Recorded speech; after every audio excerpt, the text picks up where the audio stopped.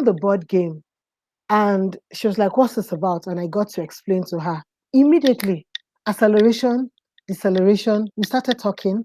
And then, knowing your timetable, knowing what a double, a triple boost is, it's beautiful for kinesthetic learners. But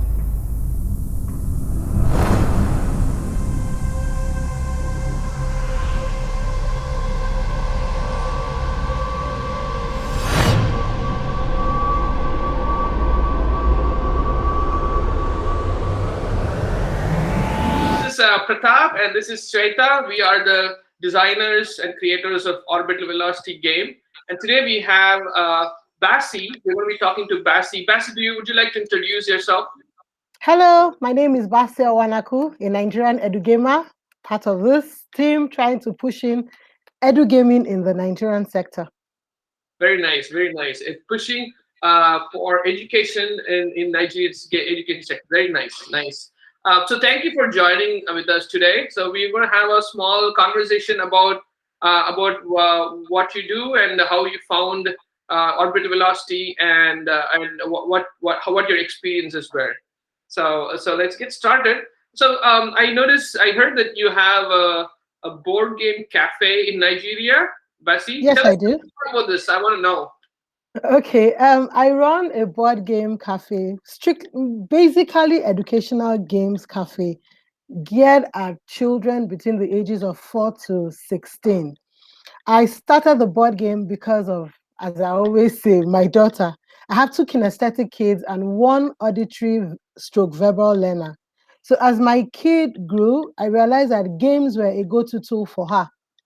If she was struggling with a topic or whatever, we would play a game on that line and then she would love it. And then when she goes back to school, the concept becomes easier and clearer. So I found out that she started bringing people home to play the games with her, and parents were curious to know how a simple game made learning fun. And I was like, okay, fine. This opportunity I've learned. Why not share the idea? And so I started a board game cafe here in Nigeria, Abuja City, the capital presently. And it's been awesome. Initially, people didn't understand what I was doing and they were wondering exactly what is edu gaming.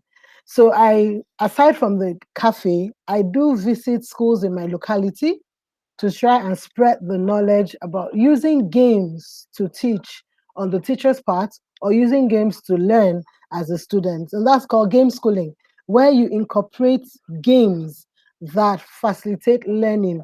And then, particularly the kinesthetic learners who need to interact with the components and do act out what they're being taught before it sits in their memory and it's clarified for them. How long have you been running this cafe? I started the cafe about 8 years ago. Oh, wow. Yes, as I said, I just started it as a fun thing where people just come, basically my daughter and her friends, so that they don't come crowding my house. So gradually, the gaming idea is beginning to build, and finally, people are understanding what edu gaming is all about. Okay, nice, very nice. So the name of the cafe is Lindem Educational Games Cafe. We will add the links to your game in the description below. Okay, so tell Okay. us more about board gaming in general or board gaming in Nigeria. Okay, Nigeria.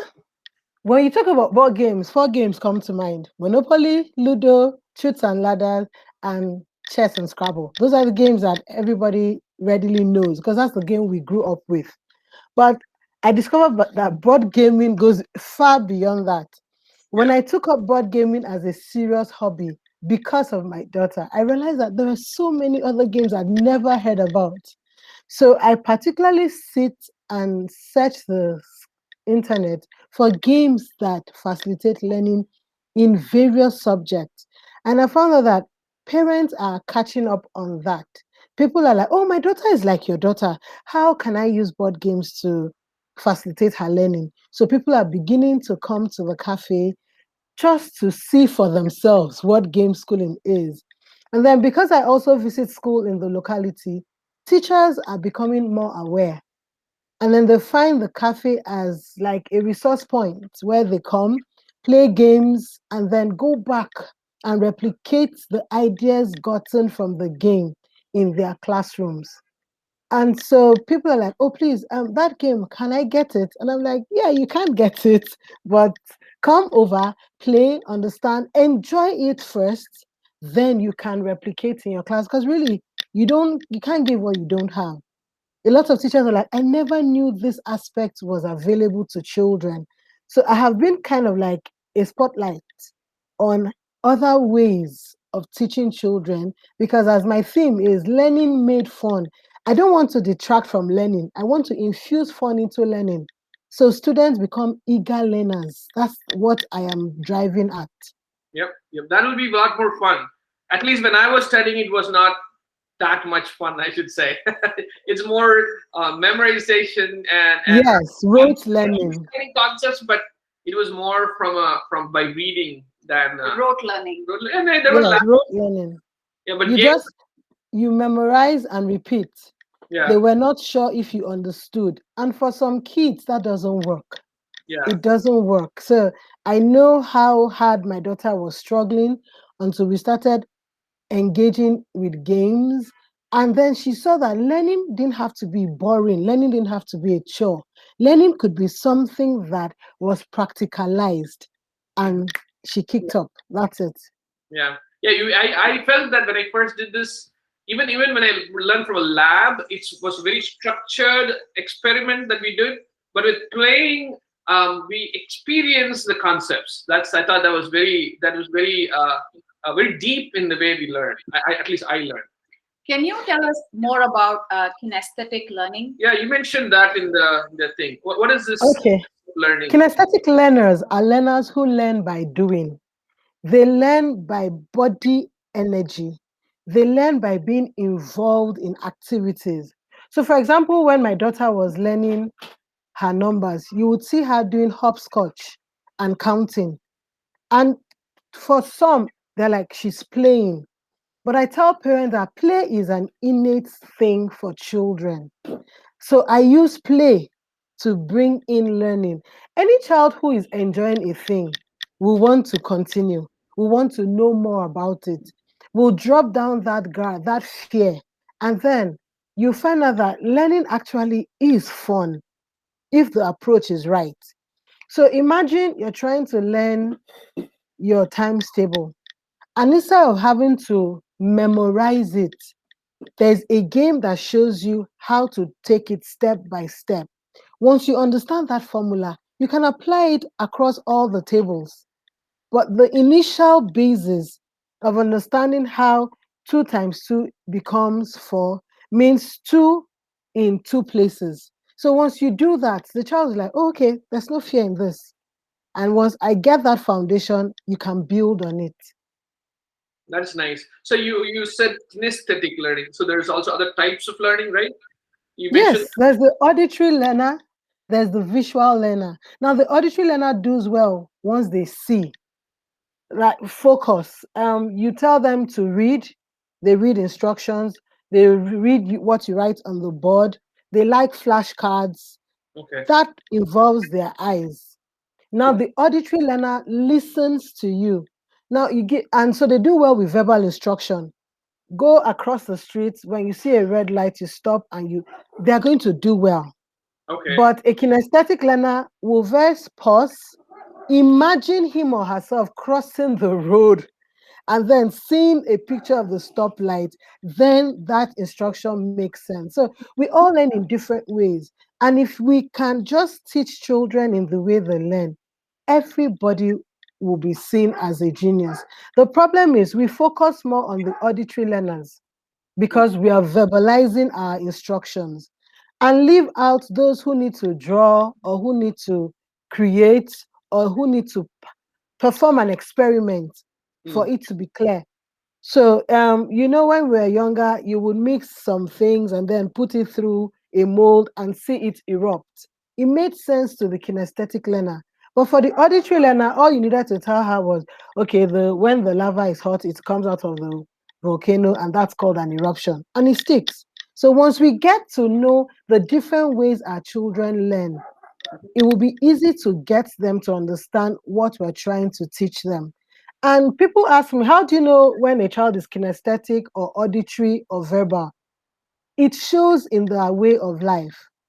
You would see my daughter, we would go out, maybe a family outing, and then when we return and I say, okay, I want a report on your experience today, my kinesthetic learner will draw, my auditory learner will document in a written form. And then my other kinesthetic learner, who comes out in a different way from the first, will use his Lego pieces and build his experience. So even though they are both kinesthetic, it comes out in different ways. So you need to know what works for your child.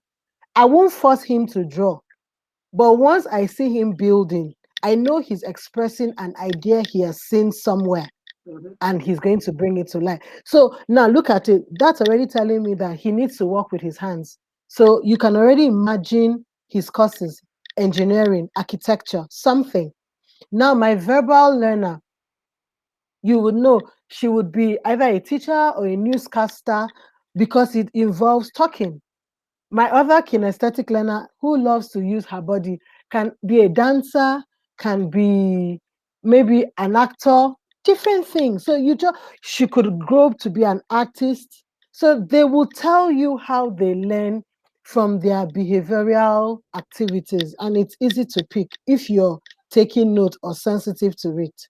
Okay, very Yeah, nice. this is very interesting. Very interesting. How do you think? So does this game orbital velocity, does it help in kinesthetic learning, or how does it help? Can you does it where does Oh it yes, it helps in kinesthetic learning because first of all, the components are fascinating. You don't easily come across a game that has rockets and talks about the orbit.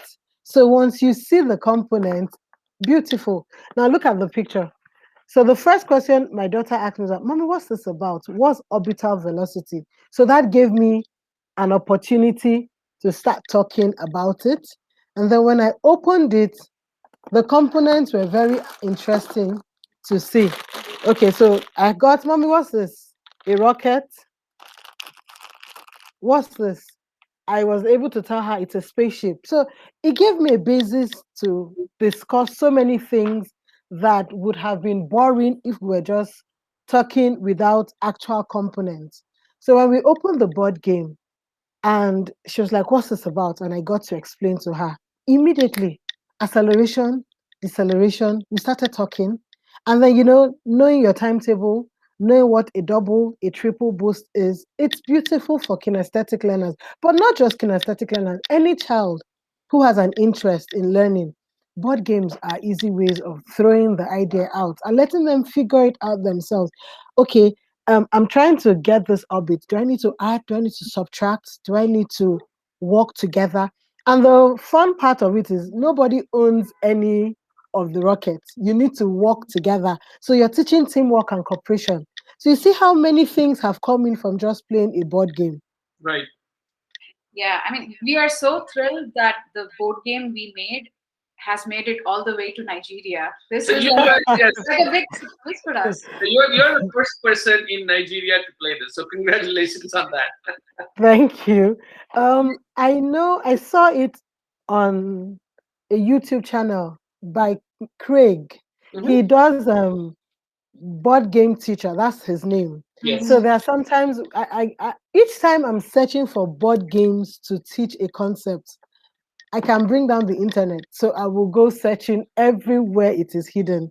And I came across him, and I approached him to do a little video for me for a convention I was supposed to hold. But unfortunately, the games were stuck in custom and the time ran out. So I didn't get to hold that convention. And he mentioned some games he uses in his classroom. And one of them was Orbital Velocity.